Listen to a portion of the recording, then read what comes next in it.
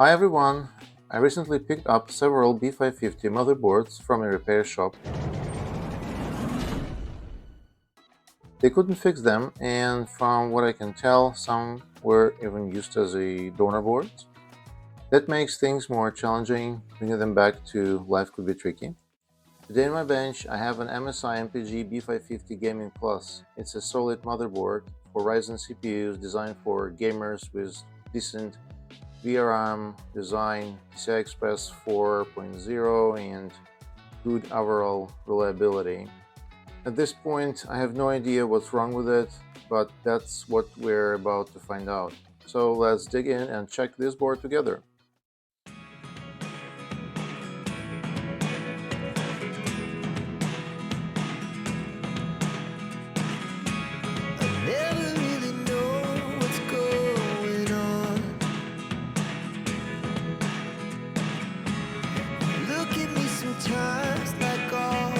I checked all the resistances and they looked surprisingly normal, so now it's time for the first power on.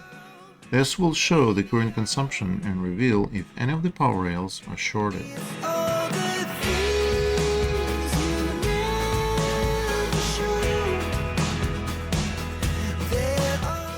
Okay, let's try to power it on. And we have 63 milliamps. And if I'll press the power button, I have no reaction. Now we move on to the visual inspection under the microscope. Even without a microscope, I can already spot an issue over here. The solder mask on one of the components looks damaged, so you know what it means. Someone has already tried to fix it.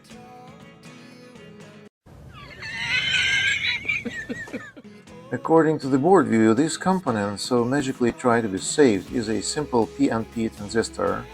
I can get one from one of my donor boards. I have to also check if I have it in stock, but I suppose I have only 3904. This one is 3906, and so I probably have only NPN transistors, and they will not work for us. So the resistor and capacitor are at the left is a little part of the power-up sequence as well. Well, we have already fixed the same issue in one of our previous videos. The resistor is responsible for 5VSB detection signal for SIO chip, and without this resistor, SIO never sees 5VSB up and running, and as a result, it will halt the power-up sequence. So let's fix this.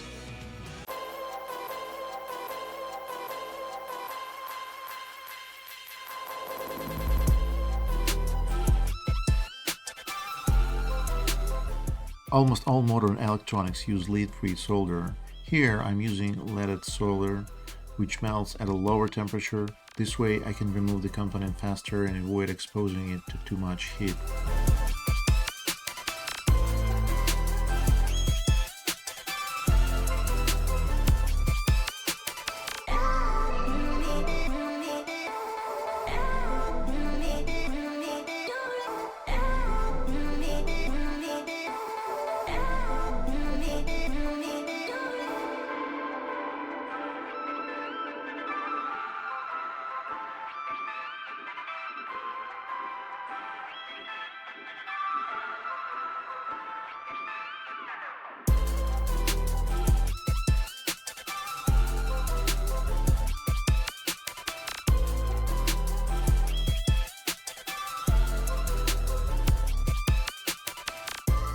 I have desoldered the damaged transistor and preened the pads for all the components. Unfortunately, my recording stopped during this process.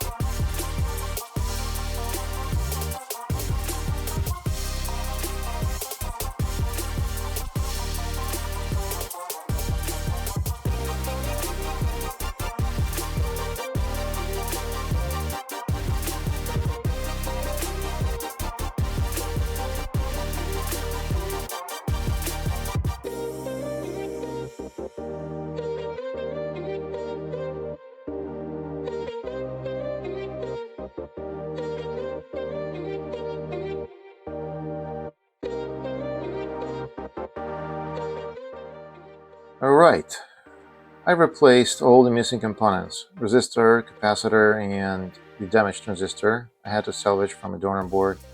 While working on one of the capacitors, I noticed a scratch right under it, so to be safe I applied UV mask there to prevent any chance of bridging or shorting.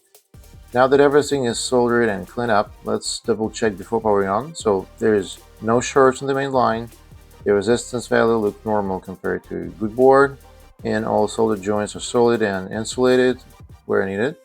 So with that done, let's try to power it on.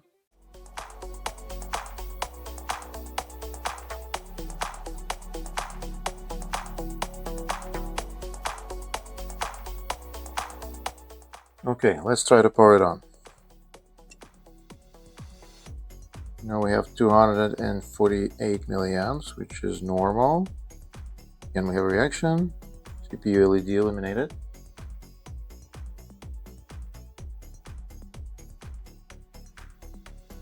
Okay. Well, we got an VGA. Yes, we have. So, okay, we need to plug in the HDMI.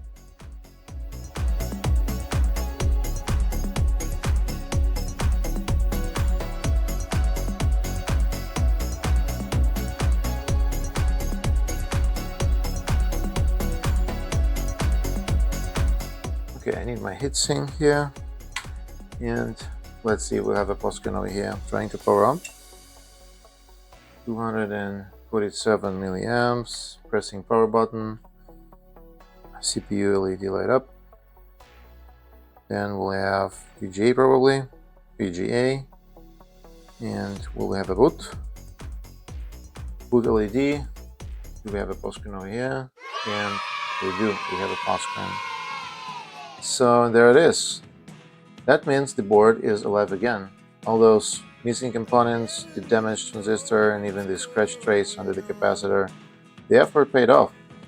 This repair showed that even board written off by shops as dead or used as donor can often be brought back to patients, proper diagnostics, and a bit of soldering work. If you enjoy this repair and want to see more motherboard fixes and deep dive diagnostics, don't forget to hit like, subscribe, and turn on the bell so you won't miss the next one. Thanks for watching, and I'll see you in the next repair. See ya!